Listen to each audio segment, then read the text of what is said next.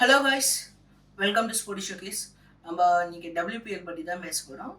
Last year first edition of WPL நடத்தினாங்க. மும்பைக்குள்ளே நடத்தினாங்க.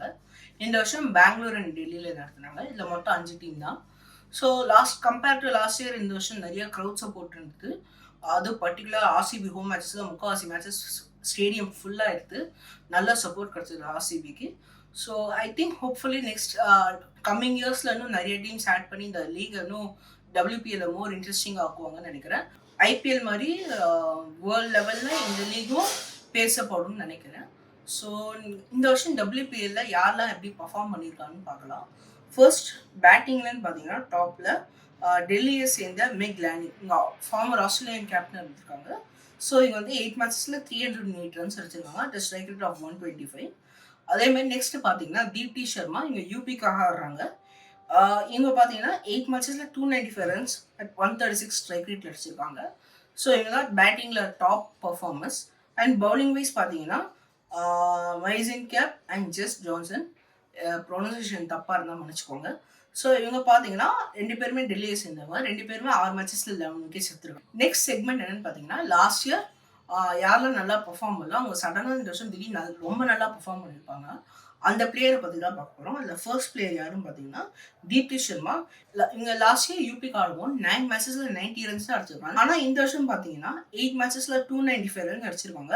Average of 98 and a good strike rate of 136.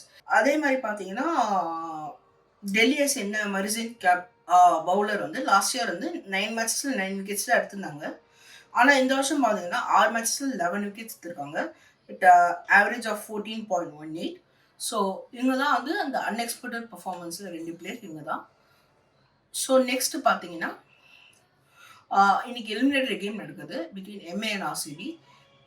இந்த சீசனில் பார்த்தீங்கன்னா ஆல்ரெடி 2 தடவை மோடி இருக்காங்க MA RCB. அதில் 1 வாட்டி MA அண்ட் செகண்ட் வாட்டி RCB ஜெயிச்சிருக்காங்க. It will be a third game. Sporty showcase player to watch out for யாருன்னு பார்த்தீங்கன்னா ஃபர்ஸ்ட் ஒன் RCBலன்னு பார்த்தீங்கன்னா Ellyse Perry and Smriti Mandhana. Ellyse பெரியை நாங்கள் ஏன் சூஸ் பண்ணுறோன்னா அவங்களோட ஆல்ரவுண்ட் பெர்ஃபார்மன்ஸ், பூத் பேட்டிங்காக இருக்கட்டும், பவுலிங்காக இருக்கட்டும், ஃபீல்டிங்காக இருக்கட்டும், எதுவாக இருந்தாலும் அவங்க சூப்பராக பண்ணியிருக்காங்க இந்த டோர்னமெண்ட் ஃபுல்லாக. ஸோ அதனால அவங்க சூஸ் பண்ணுறோம். அண்ட் செகண்ட் ஸ்மிருதி மந்தானா பார்த்தீங்கன்னா அவங்க இந்த வருஷம் டோர்னமெண்ட் ஃபுல்லாகவே நல்ல ஸ்டார்ட் கொடுத்துருக்காங்க.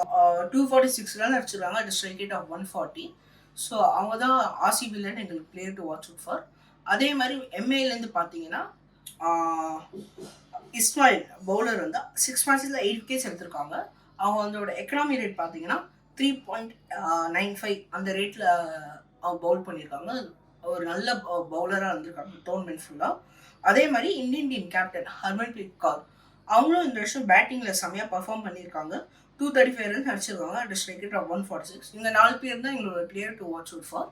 ஸோ நாங்கள் என்ன நினைக்கிறோன்னா இன்னைக்கு மோஸ்ட்டாக RCB ஜெயிச்சிருவாங்கன்னு நினைக்கிறேன். ஹோப் RCB இந்த கேமும் ஜெயிச்சு டெல்லியும் ஜெயிச்சு RCBக்காக ஃபர்ஸ்ட் கப்பை வந்து இந்த உமன்ஸ் டீம் வாங்கி தருவோம்னு நினைக்கிறேன். ஈசாலா கப் நம்ம